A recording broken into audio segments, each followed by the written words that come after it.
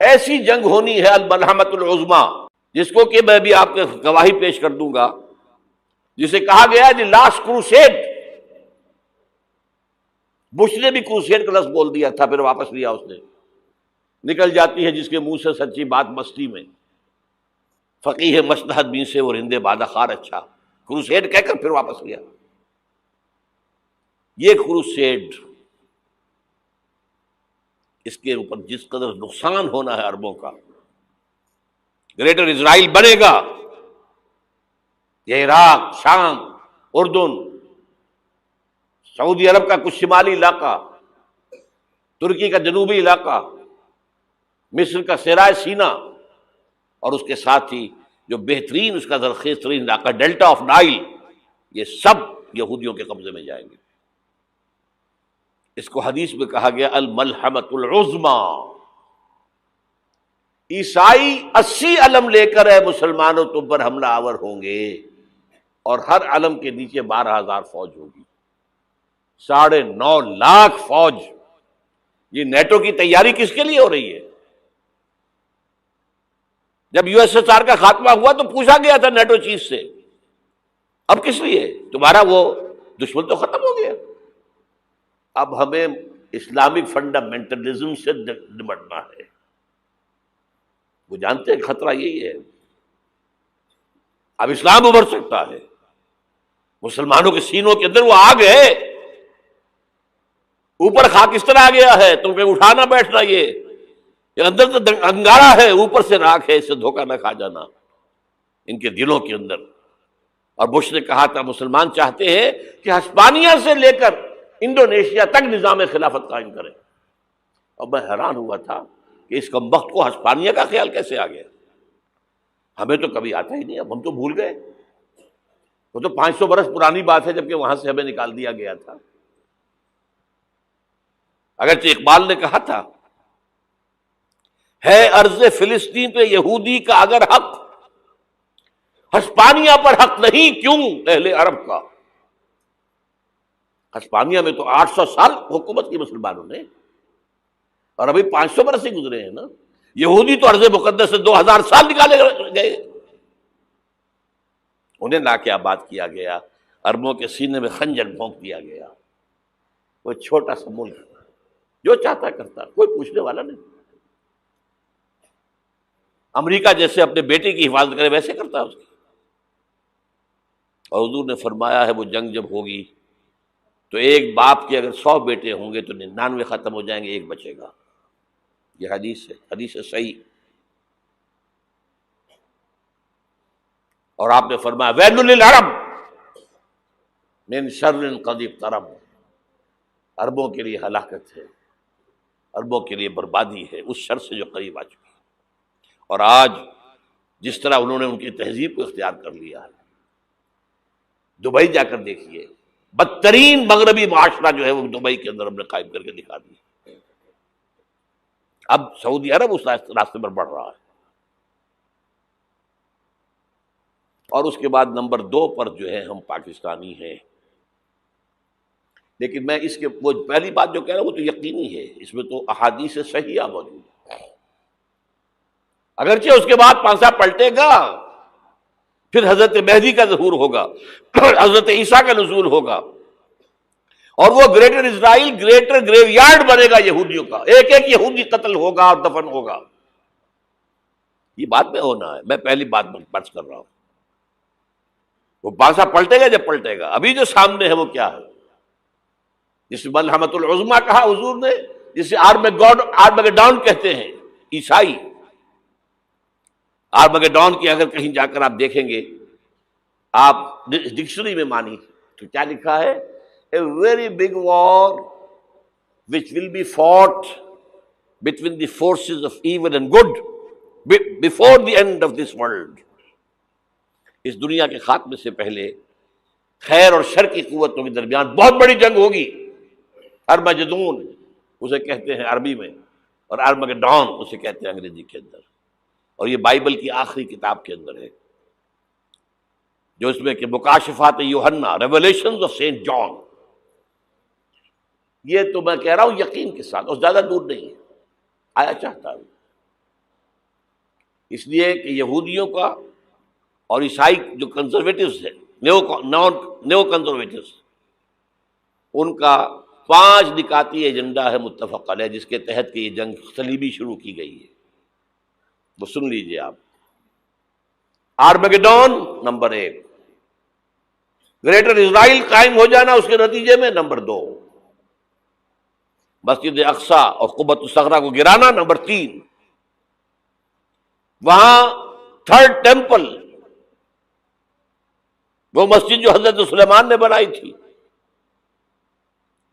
1000 قبل مسیح میں، پھر برباد کی تھی نبوکدنضر نے، دوبارہ بنائی گئی، پھر دوبارہ ختم ہوئی 70 عیسوی تک گری پڑی ہے. ان کا خانہ کعبہ گرا ہوا ہے 70 عیسوی سے لے کر آج تک.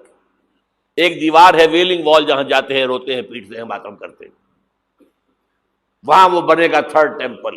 اور نمبر 4، اس میں لا کر رکھا جائے گا تخت حضرت داؤد کا. یہ تخت کہاں ہے اس وقت؟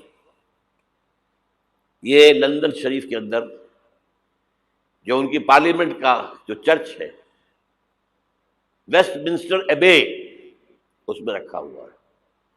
ایک پتھر تھا جس پر بٹھا کر حضرت داؤد کی تاج پوشی ہوئی، پھر حضرت سلیمان کی ہوئی، پھر وہ پتھر رکھ دیا گیا جب حضرت سلیمان نے بنایا ہیکل مسجد اقصی، وہاں رہا وہ. ہر بادشاہ جو تھا یہودی اسی کے اوپر بٹھا کر اس کی تاج پوشی ہوتی تھی. سن 70 میں ٹائٹس نے گرایا اسے، ہیکل کو، وہ پتھر لے گیا، وہاں سے روم گیا، روم سے آئرلینڈ گیا، آئرلینڈ سے اسکاٹ لینڈ آیا، اسکاٹ لینڈ سے انگلینڈ آیا، اور اب وہ رکھا ہوا ہے 14ویں صدی عیسوی سے آج تک. وہ ویسٹ منسٹر ایبے میں رکھا ہوا، ایک کرسی کی سیٹ میں اسے بنا دیا گیا ہے تخت کی شکل میں. اب انگریزوں میں کوئی ملکہ ہو، کوئی بادشاہ ہو جس کی بھی تاج پوشی ہونی اس میں ہوتی.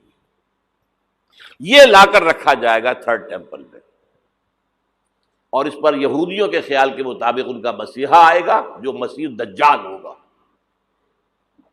عیسائیوں کے خیال کے مطابق حضرت عیسیٰ آئیں گے، وہ ہمارا بھی خیال ہے حضرت عیسیٰ آئیں گے علیہ السلام. بہرحال یہ تو بات کی باتیں ہیں نا. اس وقت جو میں عرض کر رہا ہوں، عربوں پر بہت بڑا عذاب، اور پاکستان کا معاملہ البتہ یہ ہے، میں یقین سے نہیں کہہ سکتا. ہینگنگ ان دی بیلنس، ہو سکتا ہے اللہ تعالی ہم پر رحم فرمائے، ہو سکتا ہے، اگرچہ اس کی کچھ شرائط ہوں گی. چمن کے مالک اگر بنا لیں موافق اپنا شعار، اب بھی چمن میں آ سکتی ہے پلٹ کر چمن سے روٹھی بہار، اب بھی ہو سکتی ہے. اور یہ بھی ہو سکتا ہے کہ اللہ تعالیٰ نے معجزانہ طور پر ہمیں ملک دیا، ہم نے اللہ سے بدعہدی کی، وعدہ خلافی کی، غداری کی، لہذا سزا دی جائے اور ہم سے یہ ملک چھین لیا جائے. It's just possible. دور نہ سمجھے اسے، انہونی بات نہ سمجھے. جو گھیراؤ ہو رہا ہے آپ کے مغرب میں نیٹو فورسز اور مشرق میں بھارتی فورسز گدھوں کی طرح بیٹھے ہوئے انتظار کر رہے ہیں پاکستان اور ڈسٹیبلائز ہو جائے، یہاں اور بدامنی ہو جائے. اب لاہور میں پھر آج دھماکے ہو گئے ہیں. 2 دن پہلے کا دھماکہ میں سہ کے آیا ہوا ہوں، آپ کے سامنے بیٹھا ہوں. وہ جانیں بچی ہیں جو ہماری اکیڈمی کا حشر ہوا، میں آپ کو نہیں بتا سکتا. یہ سارا کیوں ہو رہا ہے؟ تاکہ یہاں بدامنی ہو جائے اور ہمیں جواز مل جائے. مغرب سے نیٹو فورسز داخل ہو جائیں، مشرق سے بھارتی فورسز آ جائیں، اور ہمارے ایٹمی دانت توڑ کر اور پھر ہمیں بھارت کے سامنے ڈال دیا جائے. Now do as you like. یہ ان کا نقشہ ہے. ہوگا کیا وہ اللہ جانتا ہے، ہوگا وہ جو اللہ چاہے. لیکن اللہ کا چاہنا جو ہے وہ کس پر منحصر ہے؟ یہاں انقلاب برپا کرو، یہاں اسلام لاؤ.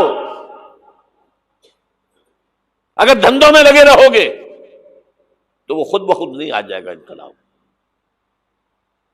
صحابہ نے جانیں دی تھی، کتنی تکلیفیں اٹھائی تھی.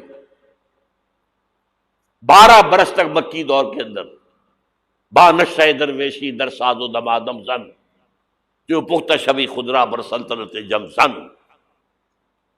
یوم طائف یاد ہے جو حضرت عائشہ فرماتی ہے کہ میں نے پوچھا تھا حضور سے کہ یوم احد سے زیادہ سختی بھی آپ پر کبھی آئی؟ یوم احد پر کیا ہوا تھا؟ تلوار کا وار پڑا تھا آپ کے چہرہ مبارک. یہ جو رخسار کی ہڈی ہے اس کے اندر وار گیا ہے. اوپر خود کی 2 کڑیاں تھیں، وہ اس میں گھس گئیں،